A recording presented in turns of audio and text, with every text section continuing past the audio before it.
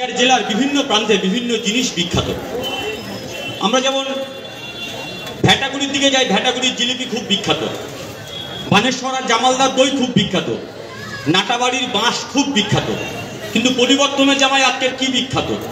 আপনি ভ্যাটাগুড়িতে যাবেন, ভ্যাটাগুড়ির গরুচোর বিখ্যাত, ভ্যাটাগুড়ির সোনাচোর বিখ্যাত।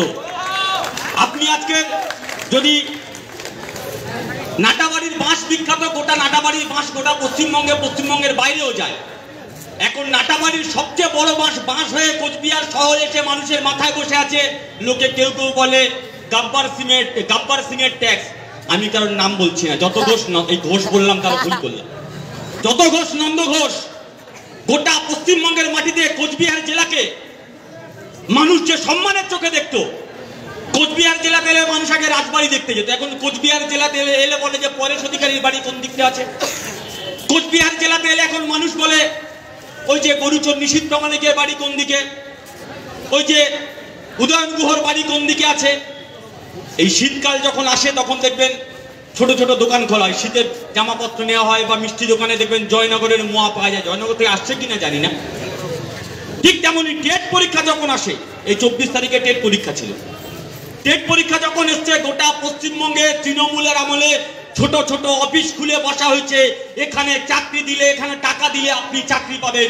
ছোট ছোট কাটমানির দোকান খুলে বসছে। কোন পশ্চিমবঙ্গে আমরা বাস করছি?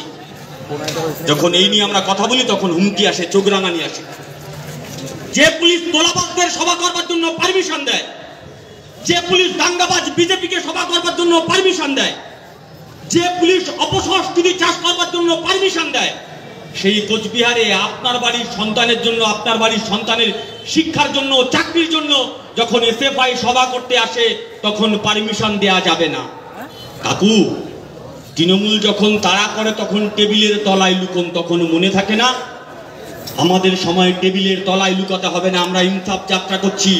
যে পুলিশ তৃণমূলের ভয়ে টেবিলের তলায় লুকোয়, সেই পুলিশের জন্য আমরা ইনসাফ যাত্রা করছি। আপনিও আমাদের সঙ্গে আসুন, আপনার ইনসাফের জন্য আমরা লড়াই করছি। গোটা পশ্চিমবঙ্গের মাটিতে কি চলছে পরিবর্তনের জামানায়? আগে মা বোনেরা বালুচুরি শাড়ি কিনতো, তখন বালুচুরি কেন নাম হয়েছে জানে না। পরে খাদ্যমন্ত্রী বালু জেলে যাওয়ার পরে মা বোনেরা বুঝলো আসলে বালু চুরি করে যখন জেলে যায় তখন বালুচুরি শাড়ির নাম হয়। সারদা বলতে আগে পশ্চিমবঙ্গের মাটিতে বলতো যে বোধহয় মা সারদা, এখন সারদা বললে বোঝে বোধহয় তৃণমূলের সারদা। সারদা যখন ঘটেছিল আমরা সেই সময় বলেছিলাম, রাজ্যের মুখ্যমন্ত্রী বলেছিল যা গেছে তা গেছে। আমরা সেদিন বলেছিলাম যা গেছে তার অধিকাংশটাই তৃণমূল কংগ্রেসের কাছে আছে। আজকে দিনের আলোর মতো পরিষ্কার হচ্ছে, তৃণমূল নেতার বাড়িতে ইডি সিবিআই যখন হানা দিচ্ছে, ফ্ল্যাটের উপরে বান্ধবী, ফ্ল্যাটের নিচে কোটি কোটি টাকা, বাথরুমের কোমর খুলছে, কোমরের মধ্যে টাকা, ঘরের দেয়ালের মধ্যে দেয়াল ভাঙছে, দেয়ালের মধ্যে টাকা। গোটা পশ্চিমবঙ্গে শুধু টাকা আর টাকা। আপনি সাধারণ মানুষ হতে পারে আপনি তৃণমূল করেন, আপনার সন্তানের, বেকার সন্তানের চাকরির ভবিষ্যৎ সুনিশ্চিত হলো? এই বাংলার মাটিতে আপনার সন্তানের শিক্ষার ভবিষ্যৎ সুনিশ্চিত হলো? পশ্চিমবঙ্গের মাটিতে এখন এজেন্ডা কি?